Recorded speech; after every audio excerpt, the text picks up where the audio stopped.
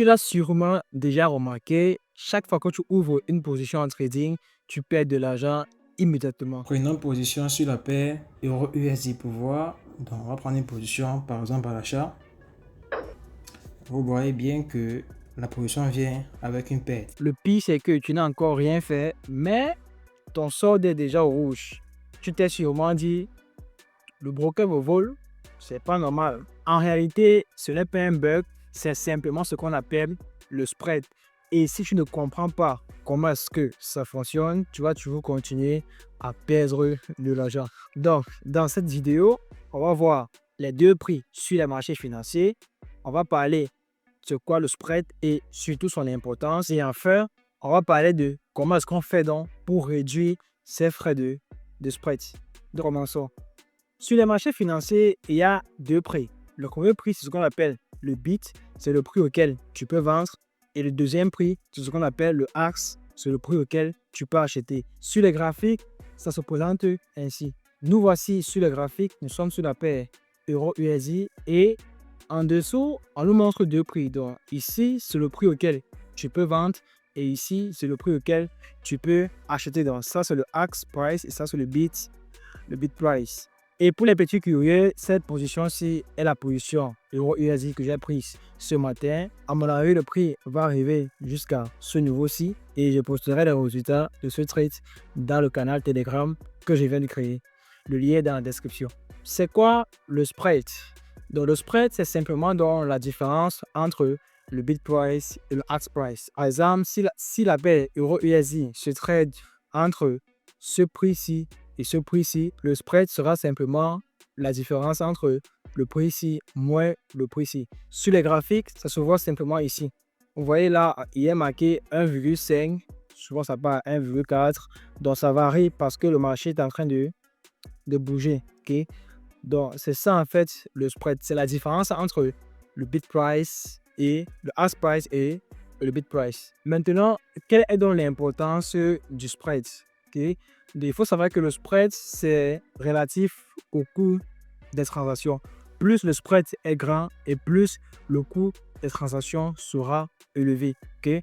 Par exemple, si c'est que tu achètes, disons, un lot standard de la paire Euro-USD et que ton spread est à 3 pips. Donc, si tu me suis depuis, devine combien est-ce que le spread va te coûter.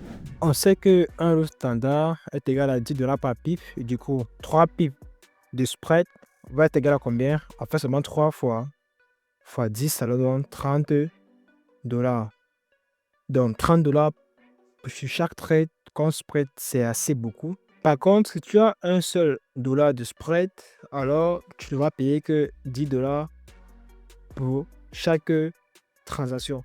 Donc, maintenant, voyons comment réduire le coût du spread. La première des choses sera de privilégier des comptes ECN ou encore Rospread. ECN tient pour Electronic Communication Network. En fait, les brokers ECN, ce sont les brokers qui te connectent directement au prix du marché. Okay? Ils peuvent avoir des spreads vraiment compétitifs, allant jusqu'à 0 pip. Okay? Mais en contrepartie, tu devras payer quand même des commissions. Par exemple, 3 $ pour chaque trade que tu offres. Deuxièmement, trader pendant les heures de liquidité. Les heures de liquidité ici, c'est de 9h à 12h durant la session de Londres et de 14h à 17h durant la session de New York. Donc pendant ces heures, il y a beaucoup de traders sur le marché. Du coup, les spreads sont assez faibles. Se focaliser uniquement sur les paires de devises majeures. Donc les paires de devises majeures, ce sont les paires qui ont le dollar, donc par exemple euro, GBP,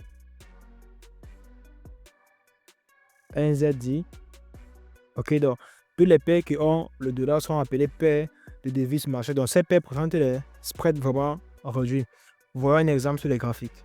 Par exemple, si nous sommes sur le graphique de l'euro-USD, vous voyez donc que le spread ici est 1,6. Si je prends notre paire, par exemple GBP-USD, le spread sera 0,9. Si je prends, par exemple, AUD-USD, le spread sera 0,6. Si je prends USD-JPY, le spread sera 0,9. Donc, vous voyez donc que sur les paires de devises majeures, les spreads sont vraiment réduits. Par contre, si je prends une devise exotique, par exemple, vous voyez que sur la paire euro-ZAR, le spread est jusqu'à 131,8. C'est beaucoup. Sur la paire USD$ singapourien, le spread est à 2. Dollar contre dollar mexicain, et le spread est à 30. Bon, vous voyez que sur les paires de devises exotiques, les spreads sont vraiment élevés. Par contre, sur les paires de devises majeures, les spreads sont assez faibles. Un autre point qui est important, c'est de réduire le nombre de trades inutiles.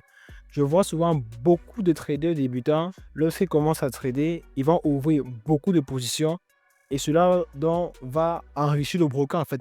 Pourquoi? Parce que plus tu ouvres les positions, plus tu as des spreads. Ok? Donc, ce qu'il faut faire, c'est de privilégier les bons setups. Donc, il faut donc avoir une stratégie derrière et respecter sa stratégie. Ne prendre les trades que durant sa stratégie. Un autre point qui est important, c'est que tu peux demander un compte pro si c'est que tu trades avec de gros volumes. Par exemple, si tu as un compte à 30 000$, tu peux avoir un compte pro, c'est-à-dire négocier avec le broker et passer tes spreads, par exemple, de $7 à $4 pour chaque lot de transaction.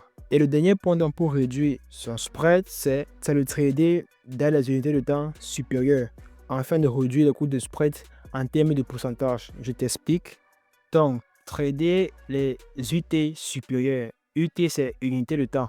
Donc, les UT inférieures, c'est de 1 heure à 1 seconde. Par contre, les UT supérieures, c'est de 1 heure jusqu'à 1 mois. Donc, je t'explique. Si tu as 3 pips de spread pour une position à seulement 20 pips de stop loss, c'est bien, mais ce serait mieux si tu avais 3 pips de spread à une position à 100 pips de stop loss. Généralement, c'est dans les unités de temps inférieures qu'on a les stop loss serrés. Par contre, dès les unités de temps supérieures, le stop loss est bien positionné. Donc, en termes de pourcentage, c'est plus avantageux pour toi de trader dans les unités de temps supérieures pour avoir un bon SL. Et vu que le spread ne va pas changer, que tu trades à unité de temps inférieure ou à unité de temps supérieure, tu paieras le même spread parce que le spread se fixe par position ouverte. Donc, récapitulons. Premièrement, le spread, c'est la différence entre le bid et le axe, le prix de vente et le prix d'achat. Plus ton spread est faible et plus le coût de la transaction le sera aussi. Donc, si tu veux réduire le spread, il faut te focaliser sur les grandes unités de temps sans toutefois oublier toutes les pratiques qu'on vient juste de voir. Donc, je tiens à préciser que pour les petits curieux, que la position sur l'euro USD a bien fait TP. Donc, je partage régulièrement les trades comme ceci dans le canal Telegram que je viens juste de créer. Question d'être un peu en contact avec la communauté et d'échanger. Donc, si c'est que tu es intéressé, tu peux cliquer sur le lien en description de la vidéo. C'est complètement gratuit. Donc, c'est tout pour cette vidéo. J'espère que vous a plu. On se voit dans la prochaine vidéo. Ciao.